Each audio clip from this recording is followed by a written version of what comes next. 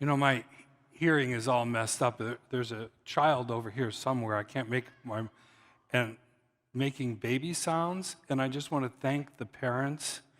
Thank you so much. It's wonderful to hear babies in church again. Amen? Thank you. And it's part of being a family. Children are part of families, right? Yeah. So we love hearing baby sounds. Okay? So this boy told his father, Dad, 3 frogs are sitting on a limb hanging over a pool, and 1 frog decides to jump in. How many frogs will be left on the limb? And the dad replied quickly, 2. No, the son replied. There's 3 frogs, and 1 decides to jump in. How many are left? Father thinks, oh, I get it. The 1 decided to jump in, so the other 2 followed him, so there are none left. No, the boy said. There are 3 left, Dad, because the frog only decided to jump in. So how many times do we decide to do something but never actually do it? Oh, I should call my old aunt and see how she's getting on. But you didn't call. I'm going to exercise every day. Well, that lasted for a day or 2. I'm only going to say positive things to my children. Well, how did that go for you? Every day, we decide to do things that we really never follow through on. No, you need resolve to actually do what you decide to do. Usually people make New Year's Eve resolutions. I read that about 80% of those resolutions fail within the first few weeks. Clearly, we do not have the resolve to do that which we want to do. I think part of the problem is, there's so many distractions. It's almost like we have a communal attention deficit disorder.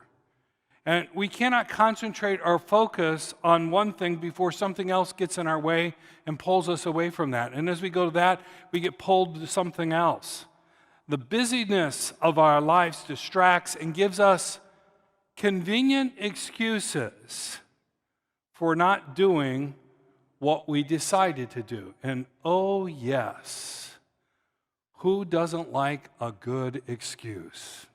There seems to be 2 problems here. 1, too many pans in the fryer. 2, even our best efforts can't achieve what we say we want. Now, how do we solve these problems?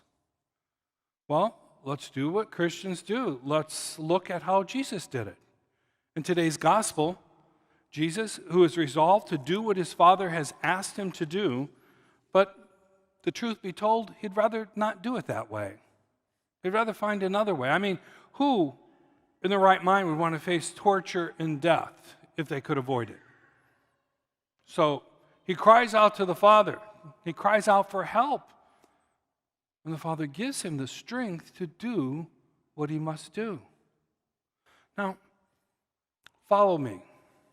And remember, ask questions.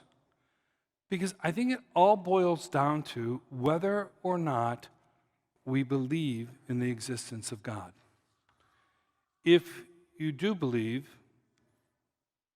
if you don't believe, then we don't need to go any further. If you do believe, do you believe also that he gave us all we needed, but that man turned away from God and gave himself to sin and to the evil one behind the sin? Do you believe that? If you don't believe that, again, then there's no need to go any further. But if you do believe, then you also believe that God would not be defeated so easily and set out a new plan to win our freedom. Do you believe that God chose Abraham to form a people that he could call his own?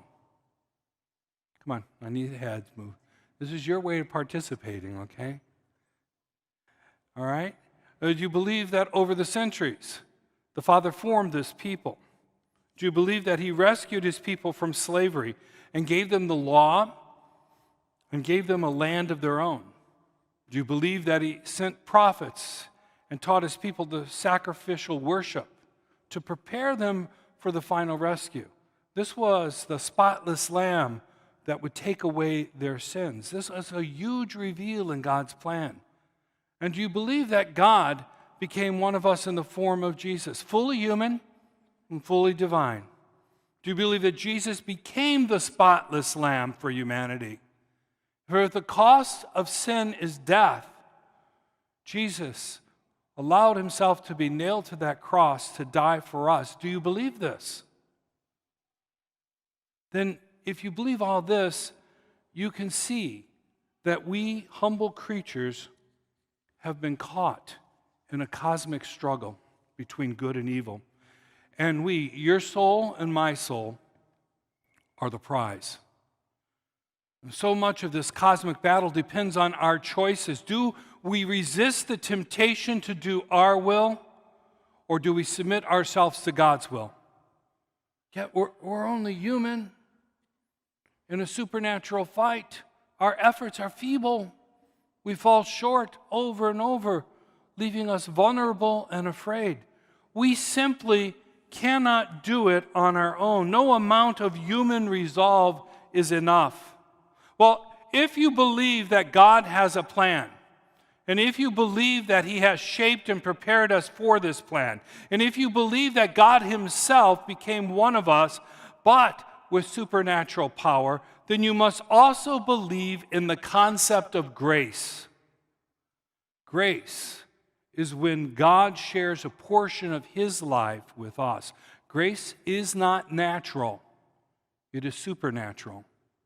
And we cannot do anything good in this world without this grace.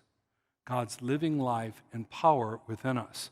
Supernatural grace comes to us through the sacraments, through the Eucharist that we share, but God's grace also comes when we call on him to give us the grace we need in everyday life. Grace to overcome anger, grace to rise above our hurt and disappointment, grace to cope with loss, grace to be the best version of ourselves that we can be. Grace can take our human resolve and infuse it with supernatural power, which gives it an unshakable resolve that in turn allows us to do that which we thought we could not do. Several years ago, a guy named Bill Broadhurst entered a Pepsi Challenge 10,000-meter race in Omaha, Nebraska. 1,200 other runners entered that race, including the famous runner Bill Rogers. In fact, it was Broadhurst's goal to finish the race so that he could meet Rogers, who was his hero. Now, did I tell you that 10 years earlier, as a young man, Broadhurst had a brain aneurysm, and it left him paralyzed on the left side of his body. So on this misty July morning in 1981, impaired Bill Broadhurst stood with over 1,000 agile runners at the starting line. The starter gun sounded, the crowd surged forward. Broadhurst threw his barely responsive leg forward, pivoted on it with his right foot as it hit the pavement, and he began his run. By the time he had taken a few slow steps, the rest of the participants were pulling out of sight. Broadhurst prayed, God, give me the strength to finish this race. I know I can't do this, but I believe that you can. I need your grace. Please, let me finish this race. Broadhurst had resolve, but he needed something more. He needed an unshakable resolve, a resolve infused with supernatural power. So his slow plop, plop, plop rhythm almost seemed to mock him as the dust of the faster runners was clouding his sight. Sweat poured down his face. Pain pierced his ankle. And he kept praying for grace, and he kept moving.